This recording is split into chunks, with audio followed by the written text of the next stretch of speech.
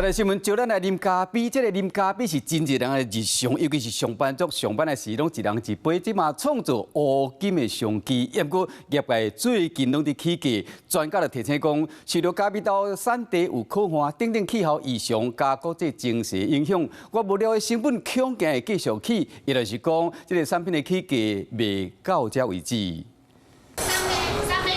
工作人员详细确认，因为排队人客是排甲老长，员工总出总入，不过这个排队咖啡有部分的品项明仔载就起价咯。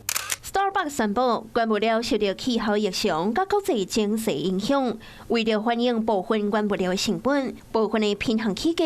现在其实甲逐工精选系列起5块，低系列甲成平乐的系列起10块，起价咖啡品牌各有一间。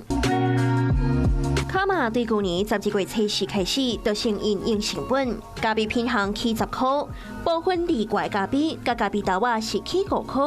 由专卖店宣布，这礼拜开始，每半磅的咖啡豆仔起10块钱。大环境的那种天灾啊，各方面影响其实是蛮严重的。这种咖啡的减产，这个是势必的。这个涨价的趋势应该是。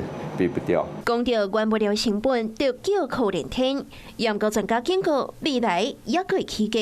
气候干旱的问题，再加上因为可能会被课关税，尤其像是除了巴西以外，越南等地都会是下一波的压力。有时候会因为短暂几天的气候变好一点，所以有可能会出现这样的价格剧烈波动的现象，是续涨的机会比较大。以最近一档机会走势来看，去年同期每100磅大概是195.6美金，所大概一路起起嚟。虽然中央绩效有小可降落来，也不过整体来看，绩效依然是一直踏起嚟。今年1月初10，每100磅冲破431块美金，算大概超过现代票14000亿，一年起大概120%。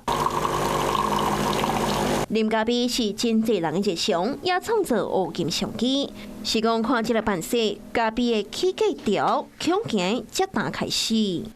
Hello， 我是蒋欣梅。想要抢先掌握最及时的新闻资讯吗？赶快订阅、按赞、开启小铃铛，锁定华视新闻 YouTube 频道。